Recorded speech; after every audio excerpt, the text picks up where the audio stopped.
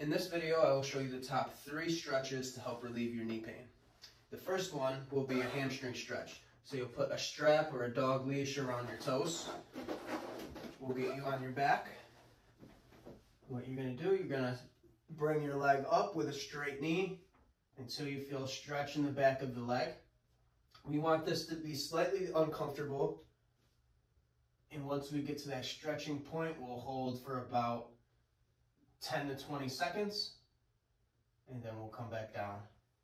And we are going to do 5 sets of this at around 10 to 20 seconds each. And from there, we can go right into a calf stretch. So you will pull your toes towards you, keep that knee straight, and pull until you feel a stretch in your calf. And again, we can hold this. We'll do 5, 10 to 20 second holds. And the last one will be a quad stretch for the front of your thigh. So we'll get you on your stomach. You'll pull your leg up until you feel the stretch in your quad. Again, we'll do 5, 10 to 20 second holds. And those are the top 3 stretches to help relieve your knee pain.